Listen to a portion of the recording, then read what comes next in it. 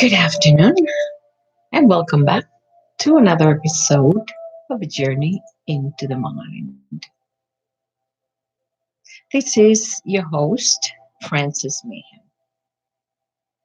Today, the purpose of my speech will be about what is.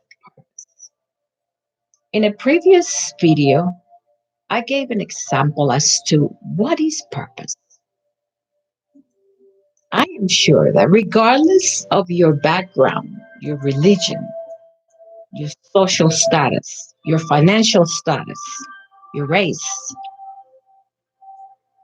everyone at one point in their life have asked the question, what is my purpose?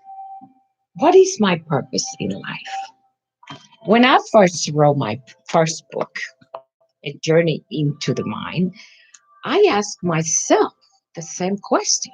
I asked myself, what is my purpose? What is the purpose of my life?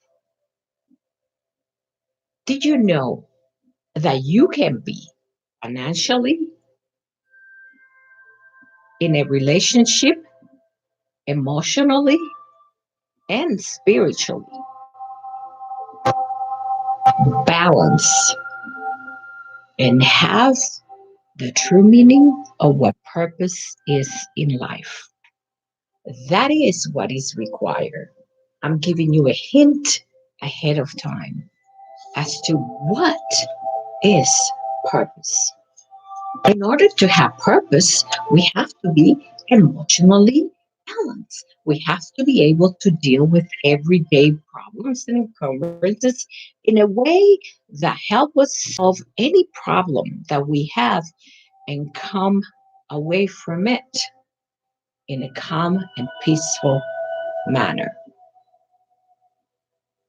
To be financially status in a good way of living means also that you have everything that you ever wanted to have, but there are times when we have it all and we're not happy and we still wonder, what is my purpose?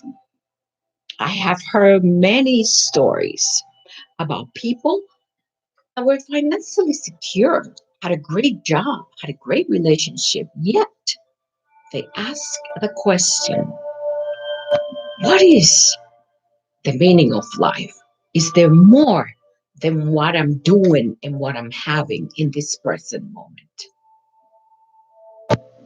You can be in a marriage, you can be sort of happy, have it all, travel, have a beautiful house, beautiful car, nice diamonds, everything that you desire.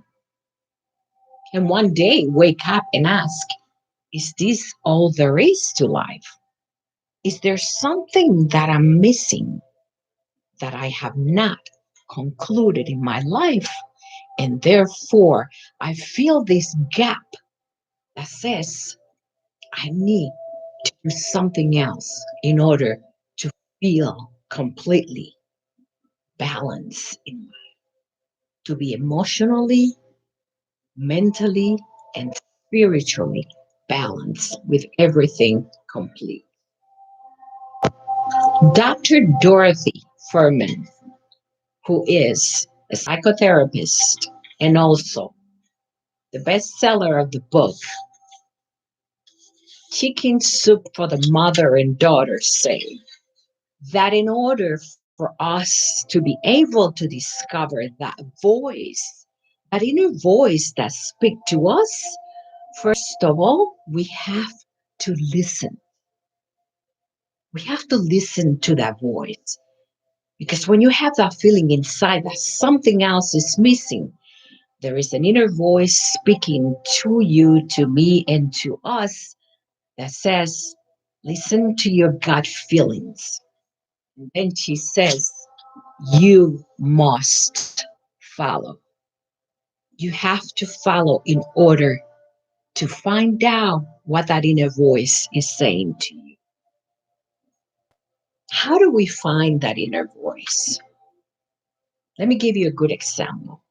Have you ever Waking up in the morning, having this great feeling about something that you either did the night before that you experienced and you felt so good inside about that you decided you want to do it again because it brought you satisfaction, gratification, and you feel complete inside when you did that.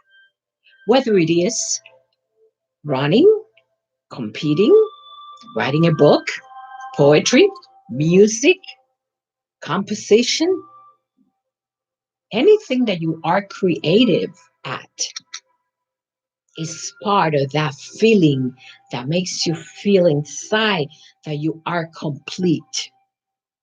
And that feeling, which makes you feel complete, is that voice speaking to you that says, you have a gift and you must develop that gift in order for you to feel complete. It is being said that we are unlimited, that we can do anything that we desire, that we have the power with our mind to create anything that we want. Yes, we do.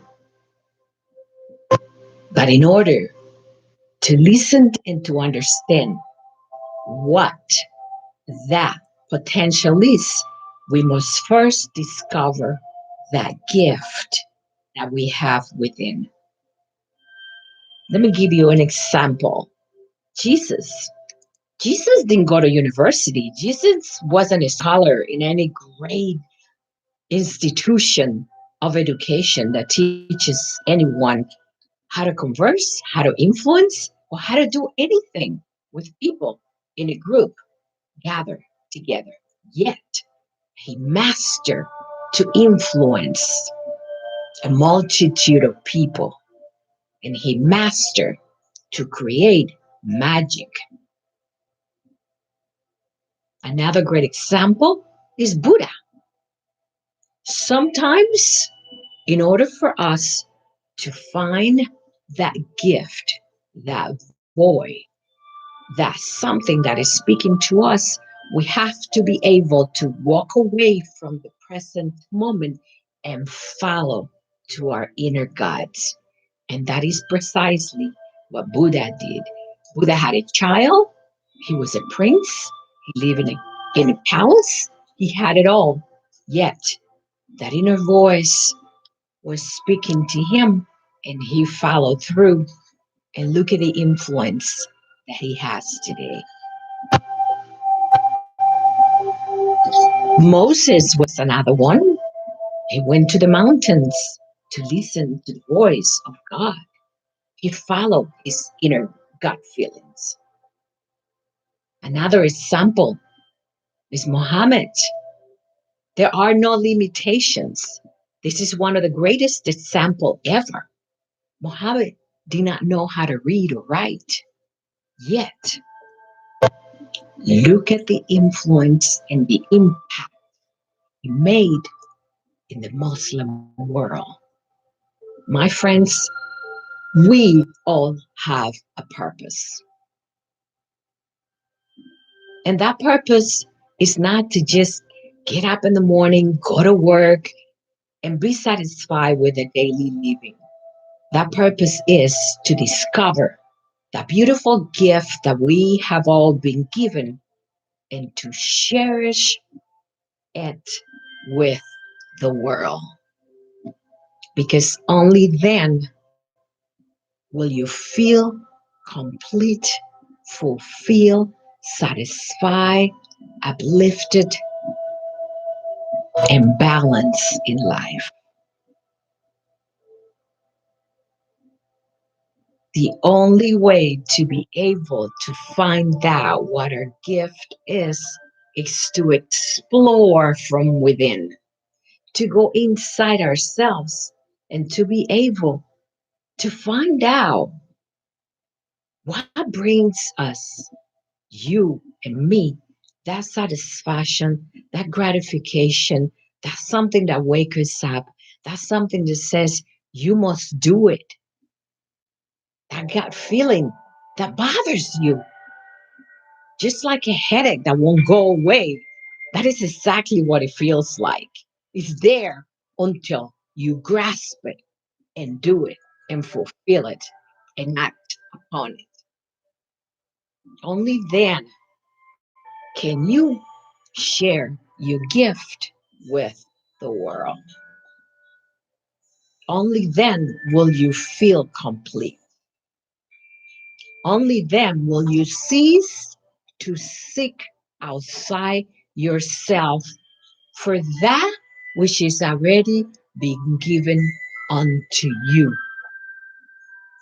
That beautiful purpose that we are all born here in this universe with, the gift of teaching, the gift of showing, the gift of instructing someone to do something that they don't know how to do, the gift of expressing ourselves, the gift of translating, the gift of writing and expressing ourselves with a unique voice that comes from within and is our own voice, is not the voice of someone else. Even though there are similarity, each one of us has a voice inside that speak, and we have to be able to express it with our own gift, our own interpretation, our own ability to be able to express that which is given unto us. I am showing you this because this is how my gift and my purpose came about. 6 book later, and I'm still trying to figure it out. What is the next expression of myself? However, I want to share something with you that is very, very important in general, in life, in creating our purpose, in everyday living, in doing everything that we do. I got this from a friend, and he says the following: I promise to experience every incident in my life as an expression of absolute love.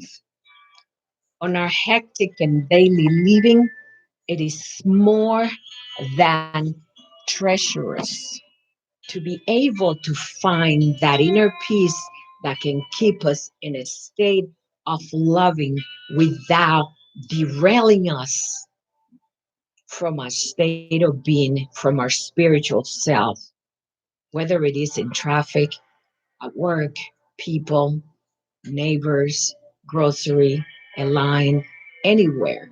It is so difficult to be able to express everything as part of love, as part of a gift or an experience that is given unto us to express ourselves as spiritual human beings.